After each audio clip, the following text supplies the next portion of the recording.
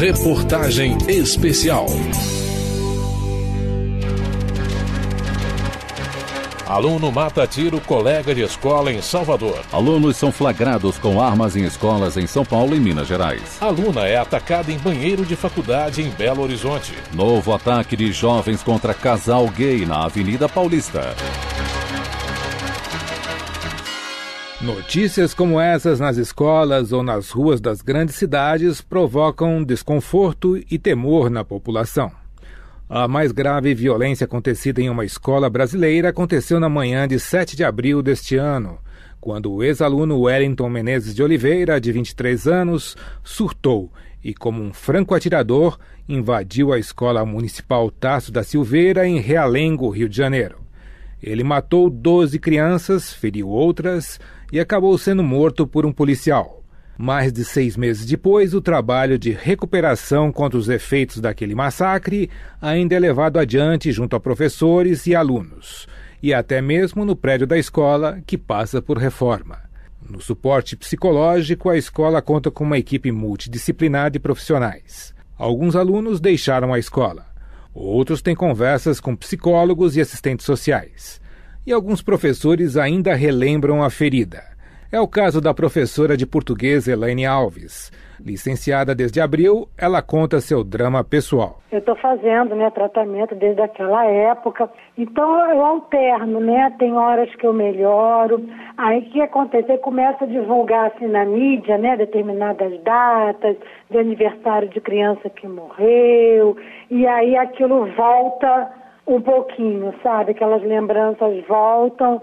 E aí eu ainda fico assim um pouco abalada. Aí vem sempre uma notícia, alguma coisa, alguma reportagem sobre isso, aí a gente revive, Mas aos poucos a gente tem que superar, E eu quero enfrentar isso. Não quero deixar me dominar, não. Elaine trabalha há 24 anos na Escola Tasso da Silveira e lá ela quer se aposentar.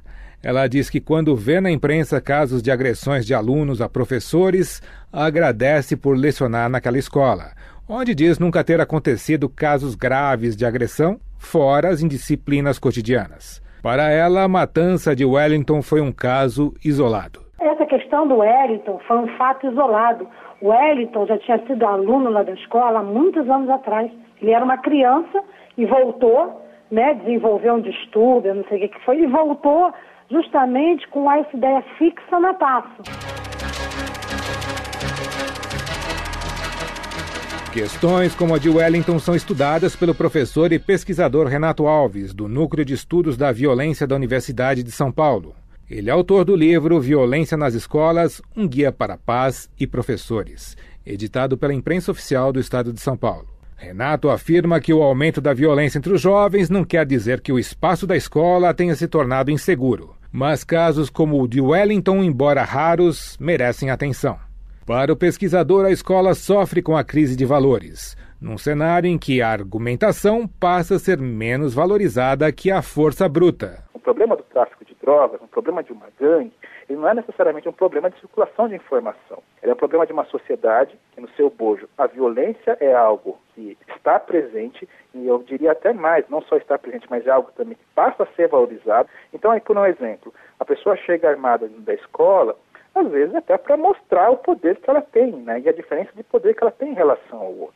Qual que é o grande problema disso? O grande problema disso é que a escola é o espaço onde o poder está no conhecimento e não na força física. Então a gente até costuma brincar, quando a gente apela para a força física, a gente diz, não, o cara partiu para a ignorância.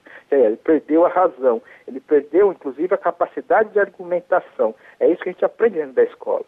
E a sociedade hoje valoriza muito mais a força física do que o poder de argumentação. De acordo com o professor Renato Alves, a escola, se não consegue contrapor a situação da violência por omissão ou por não pensar esses problemas, ela passa a sofrer as consequências disso. O clima de intimidação de alunos ou de professores também prejudica o ensino, diz Renato. É importante lembrar que a escola, e isso é muito fundamental, não é um grupo contra outro, não é professor contra aluno, aluno contra professor. A escola está lá para fazer um trabalho coletivo e cooperativo em relação ao aprendizado. Para isso você tem que ter alguém que ensine e alguém que esteja a fim de aprender. E se não tiver essa colaboração desses dois lados, não tem aprendizado.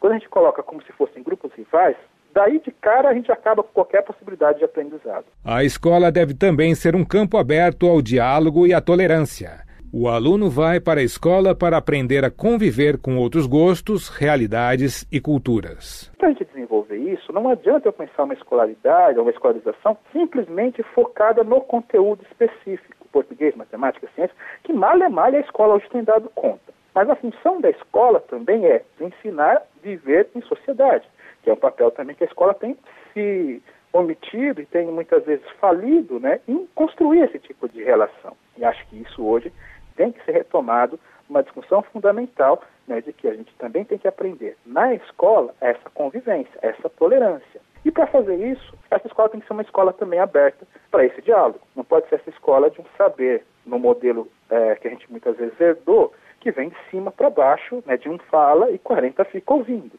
Ela também tem que saber, aprender também a ouvir e dialogar com essa realidade do outro. E pensar como é que esse conhecimento, ele também serve para melhorar as nossas relações.